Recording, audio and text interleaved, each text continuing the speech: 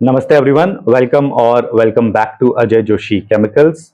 आज का वीडियो काफ़ी इंटरेस्टिंग होने वाला है because today's video is about PI industries.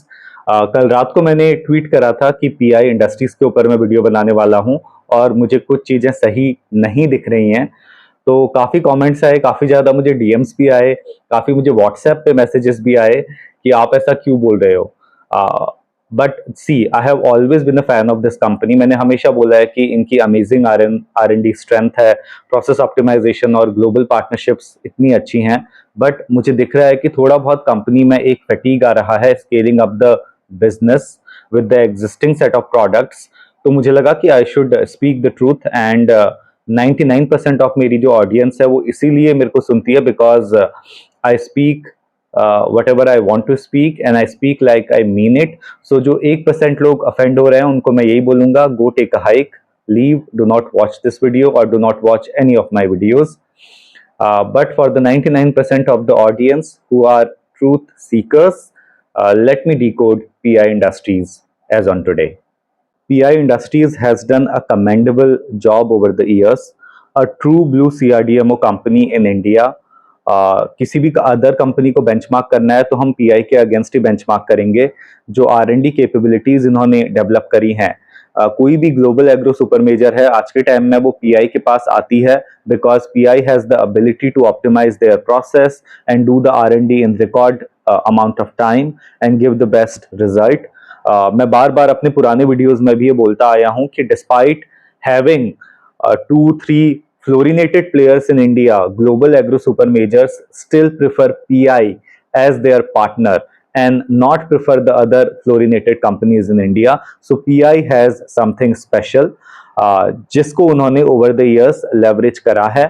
Plus इनके कस्टमर रिलेशनशिप, इनका जो एसोसिएशन है with certain companies like BASF, like Kumiai, like FMC, it has been amazing. So customer centricity में भी मैं इस कंपनी को पूरे मार्क्स देता हूं। मगर आज एज ऑन टुडे मुझे लगता है कि कंपनी दो टाइप की प्रॉब्लम्स फेस कर रही है एंड आगे जाकर के there's a term in English, a perfect storm that is waiting for the company. दो जो ये रीजंस हैं, पहला है इसमें CDMO CRDMO scale up fatigue. Company ने ऑलरेडी बहुत कुछ कर लिया है, कंपनी के पास अच्छे खासे मॉलिक्यूल्स हैं, मगर अब कोई नया ब्लॉकबस्टर मॉलिक्यूल्स नहीं आ रहा है इन द पाइपलाइन। प्लस कोई बड़ा blockbuster molecule even agro super measures के पास भी नहीं है आज के टाइम में।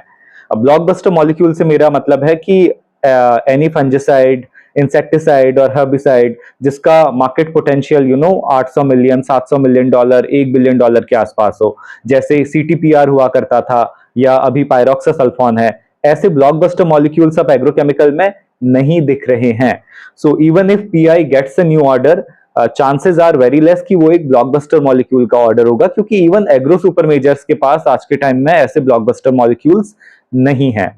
दूसरा, in the existing agro CRDMO setup, PI का जो कस्टमर कॉन्सेंट्रेशन है ना रेवेन्यू के लिए, वो काफी ज्यादा हाई है 2 या 3 कस्टमर्स पे। कुमियाई हो गया, एफएमसी हो गया और बीएसएफ हो गया। सिमिलरली प्रोडक्ट कॉन्सेंट्रेशन भी बहुत ज्यादा हाई है। पायरोक्सासल्फोन अलोन इनका अकाउंट करता है more than half of their export revenue. Then फ्लुइंडापियर हो गया, फ्लुक्सा पायरोक्साइड हो गया, यही कुछ 2-3 बड़े मॉलिक्यूल्स हैं। बाकी सारे मॉलिक्यूल्स का तो बहुत छोटा साइज है, प्लस उनका ग्रोथ पोटेंशियल भी बहुत कम है। सो सीआरडीएमओ बिजनेस में तो ये सारे प्रॉब्लम्स हैं। दूसरा, इनका जो फार्मा फोरे है, मुझे लगता है दैट हैज बीन डिलेड। 3-4 साल से प्लानिंग चल रही है इनकी, बट स्टिल आई फील कि कमर्शियलाइजेशन में मिनिमम 2-2.5 साल और लगेंगे। प्लस पीआई का एक्सपीरियंस जो है ना फार्मा रेगुलेटेड मार्केट्स में लिमिटेड है। So how they are going to enter, how they are going to acquire customers, regulatory cycles में कैसे पार्टिसिपेट करेंगे, ये थोड़ा सा मुझे लगता है कि would be a bit tough to get the engine started. So ये दो चैलेंज मुझे लगता है, एक तो सीआरडीएमओ स्केल अप फैटीग, दूसरा डिलेड फार्मा फोरे। ओके, तो अब आते हैं पीआई इंडस्ट्रीज के सीआरडीएमओ बिजनेस के ऊपर। सबसे ज्यादा ध्यान इसी के ऊपर है, एग्रो सीआरडीएमओ बिजनेस में। इसमें एक मॉलिक्यूल है जो कि है talk of the town, pyroxasulfone. Now pyroxasulfone का मैं थोड़ा सा बैकग्राउंड दे देता हूं। इट्स अ हर्बिसाइड जो कि वीट, सोयाबीन, कॉर्न, इन सब क्रॉप में यूज होता है। It was developed by कुमियाई and कुमियाई का पेटेंट अभी यूएस में एक्सपायरी हो चुका है इसका फरवरी 2025 में, और ऑस्ट्रेलिया वगैरह में पेटेंट पहले ही एक्सपायरी हो चुका है।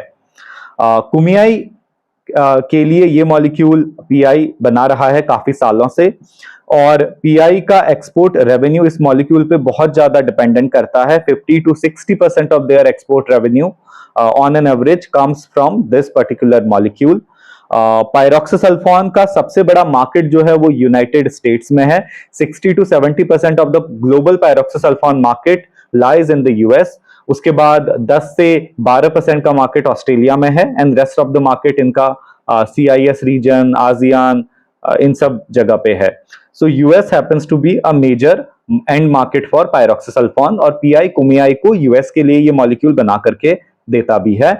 Then Kumiai sells this to its customers like FMC and others buyer in the US market जो फॉर्मुलेट करके प्रोडक्ट को बेच रहे हैं। नाउ पायरोक्सिसल्फोन, जैसा कि मैंने बताया कि अब यूएस में भी इसका पेटेंट एक्सपायरी हो चुका है फरवरी 2025 में, तो मुझे लगता है कि इस मॉलिक्यूल की हालत होने वाली है अगले 2 सालों में जो हालत हुई थी एक और पॉपुलर मॉलिक्यूल की, CTPR, क्लोरेंट्रेनिलिप्रोल की।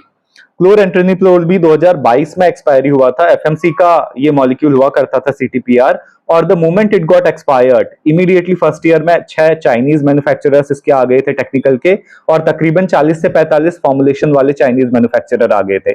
और सेम थिंग अब मुझे पायरोक्सिसल्फोन में होती हुई दिख रही है।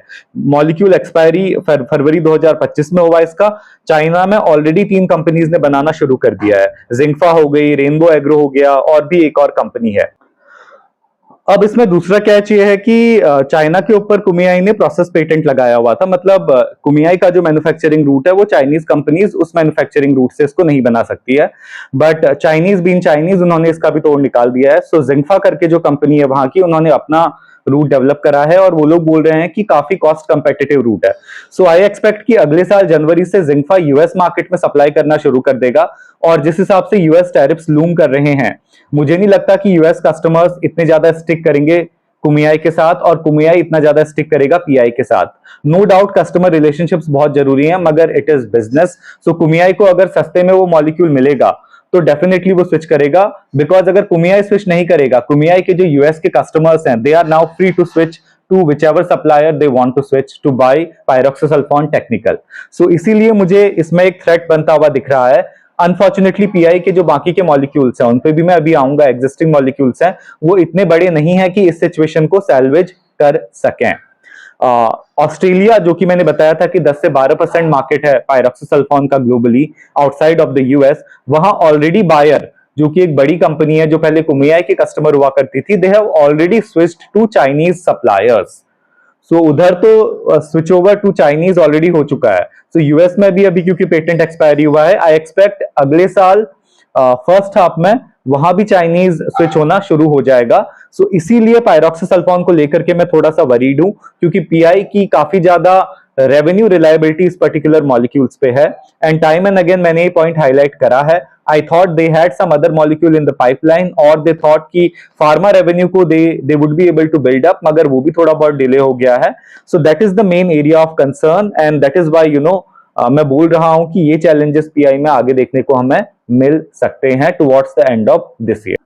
तो मुझे ब्रॉडली ये लगता है कि पायरोक्सिसल्फोन की जो प्राइसिंग है ना, जो अभी आई थिंक $75 to $85 पर केजी पे पीआई बेच रहा है कुमियाई को, उसमें मुझे लगता है कि शार्प डिक्रीज आएगा, प्लस वॉल्यूम शेयर भी थोड़ा बहुत पीआई लूज करेगा अगले साल से।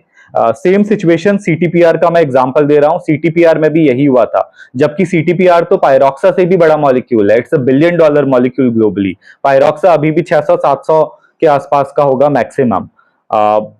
जब सीटीपीआर में ये क्रैश हुआ था, क्योंकि चाइनीज एंट्री हुई थी पेटेंट एक्सपायरी होने के बाद, सो पायरोक्सा में भी ये होना लाजमी ही है।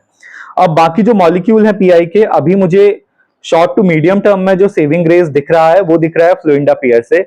फ्लोरिंडापेयर is a broad spectrum fungicide. Broad spectrum का मतलब ये होता है कि मल्टीपल क्रॉप्स में अक्रॉस द सीजन यूज होता है।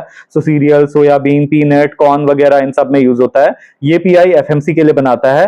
Fortunately this molecule is doing tremendously well, और एफएमसी का ये बहुत ही हाई ग्रोथ मॉलिक्यूल है। उन्होंने काफी अच्छा गाइडेंस भी इसमें दिया हुआ है।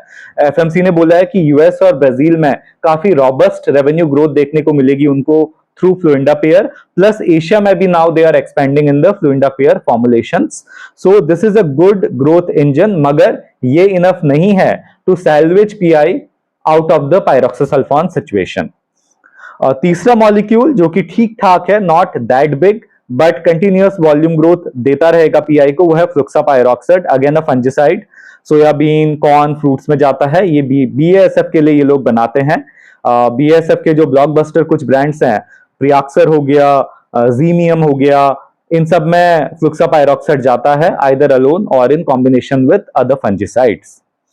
चौथा मॉलिक्यूल इनका काफी छोटा मॉलिक्यूल है, हाई प्राइस्ड मॉलिक्यूल है, जो ये आईएसके के लिए बनाते हैं, वैल्यूफिनोलेट करके, आईएसके इशिहारा जापान के लिए. ये मोस्टली आपका जाता है वेजिटेबल्स में और फ्रूट्स में, ग्रेप हो गए, आलू हो गए, टमाटर हो गए, इनमें जाता है, but it's a very small molecule. इसका मार्केट भी इतना ज्यादा नहीं है क्योंकि काफी महंगा है. सो महंगा देखिए, एग्रोकेम में भी फार्मर्स महंगा प्रोडक्ट यूज करने से हिचकिचाते हैं क्योंकि उनको बार बार यूज करना होता है, so they prefer the cheaper options. So valifenalate इतना बड़ा मॉलिक्यूल नहीं है और मुझे इसमें स्केल भी नहीं दिखता है. सो ले देखिए, 3 मॉलिक्यूल है पीआई के पास, पायरोक्सा हो गया, फ्लुइंडापियर हो गया और फ्लुक्सापायरोक्साइड हो गया. इसमें से पायरोक्सा का मैंने आपको बता दिया है डिटेल में. Fluindapyr would be the growth engine in short to medium term. Even अगले 2 साल में तो फ्लुइंडापियर काफी अच्छा करेगा, इनका एफएमसी का काफी अच्छा ग्रोथ गाइडेंस है. फ्लुक्सापायरोक्साइड ठीक ठाक करेगा, सस्टेनेबल इनको वॉल्यूम ग्रोथ दे देगा, मगर उतना बड़ा मॉलिक्यूल नहीं है, मार्केट पोटेंशियल उतना बड़ा नहीं है, तो स्केलेबिलिटी नहीं आएगी.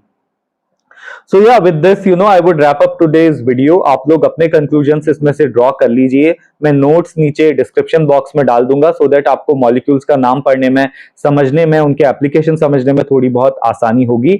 Again, most important disclaimer that this video is only for educational and informational purposes.